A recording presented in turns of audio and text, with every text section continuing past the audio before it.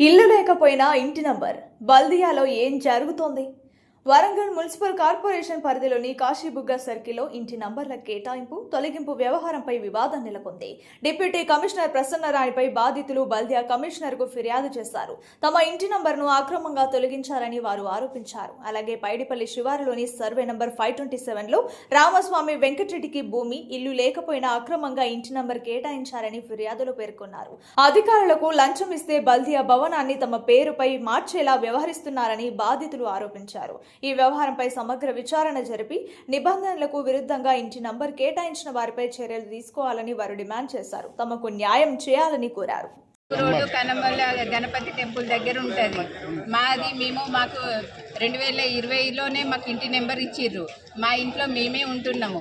మా నెంబర్ మీద 527 అతని సర్వే నెంబర్, అసలు ఆయన భూమే లేదాడ. ఆయనకు మాదే అని చెప్పేసి ఈ ఏడీ మేడం వచ్చేసి మేము కిరాయికున్నామేకు చెప్తుందట. వెంకటరెడ్డి ఇచ్చిండు అని చెప్పేసి ఆమెతోటి బెదిరించుకుంటే చెప్పిస్తుందట. అంటే ఆమె నేను ఎందుకు చెప్తామ్మా, నాకు ఇచ్చింది నీలార్కు మంచిలో ఇచ్చింది, ఆమెదే ఇల్లు ఇది అని చెప్పేసి ఆమె అన్నది. మళ్ళీ ఒకేసారి ఈ నెంబర్ క్యాన్సిల్ చేసి మాకు నోటీస్ పంపించింది.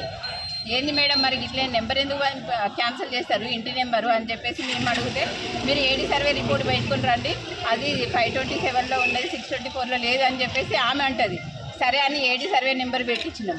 ఏడీ సర్వే నెంబర్లో 624/1లోనే ఉంది. మా ల్యాండ్ దగ్గరనే ఉంది.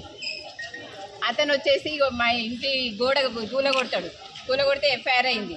ఆమె పోలీస్ డిపార్ట్మెంట్ ఎంక్వైరీ చేసి ఇంట్లో ఉన్నది వీళ్ళు అని చెప్పేసి ఎంక్వైరీ చేస్తేనే ఎఫ్ఐఆర్ చేస్తారు. ఈజీగానైతే చేయరు కదా. ఇగో ఈ ఇంట్లో మేమే లేమని చెప్పేసి ఆయన ఉన్నాడని చెప్పేసి ఆమె మా నెంబర్లు క్యాన్సిల్ చేస్తుంది డీసీ మేడం. అసలు 527లో ఇల్లే లేదు, ఇంటి నెంబర్ ఎట్లా ఇస్తారు, బిల్డింగ్ పర్మిషన్ ఎట్లా ఇస్తారు, ఎల్ఆర్ఎస్ ఎట్లా ఇస్తారు?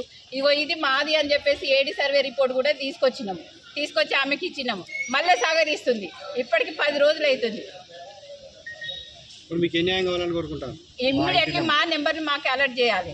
మా భూమి కానప్పుడు మాకు నెంబర్లు ఎట్లా ఇస్తుందండి? మాకు నెంబర్లు ఎట్లా ఇస్తుంది? ఆల్రెడీ మా నెంబర్ల మీద మళ్ళీ నెంబర్ ఎట్లా ఇస్తారని చెప్తే ఆయన నెంబర్ అప్పుడు క్యాన్సిల్ చేసింది. 2020లోనే క్యాన్సిల్ చేసిర్రు. చేసినాక మళ్ళీ ఇప్పుడు తిరిగి మళ్ళీ ఆయనకు నెంబర్ అలర్ట్ చేస్తా అంటారు. ఎంక్వైరీకి పంపిస్తామని చెప్పేసి అన్నారు. ఆ ఎంక్వైరీకి ఆర్ఐ రాడు.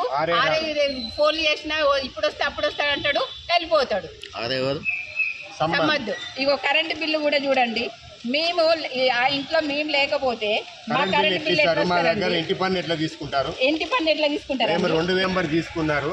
మాకు మేము 2020లో మేము భూమి కొనుక్కున్నప్పుడు చూడండి కరెంట్ బిల్లు మొన్న రీసెంట్ గా బిల్లు ఆమె క్యాన్సిల్ చేసినాక వచ్చిన బిల్లు. ఆ గోడకు కరెంటు మీటర్ కూడా మాది ఉంటుంది. పదండి ఇప్పుడు మా ఇల్లు చూపెడతాం మేము. ఆయన 527లో ఇల్లు ఏడున్నదో చూపెట్టాలి.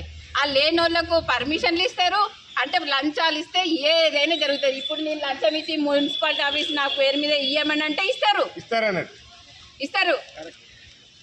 ఎందుకంటే నా పేరు మీద ఏది ఉండదు, అయినా ఇస్తారు. ఈ భూమి నాది కాదు, అయినా ఇస్తారు. భూమి ఉండడానికి మాత్రం ఇయ్యరు. మేము ఏడి సర్వే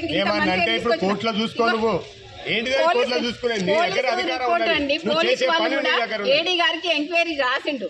ఏడీ గారికి ఎంక్వైరీకి పోలీస్ డిపార్ట్మెంట్ కూడా సర్వే చేసి ఇవ్వండి రిపోర్ట్ అన్నాడు. రాసిండ్రు వాళ్ళు కూడా.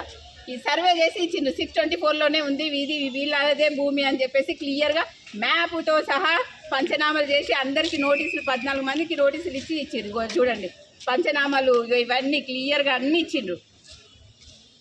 527లో భూమే లేదు, ఆయనకు నెంబర్ ఇస్తారు, బిల్డింగ్ పర్మిషన్ ఇస్తారు. అంటే లంచాలు ఇస్తే ఏదైనా నడుస్తుంది. మన వ్యవస్థ ఇది.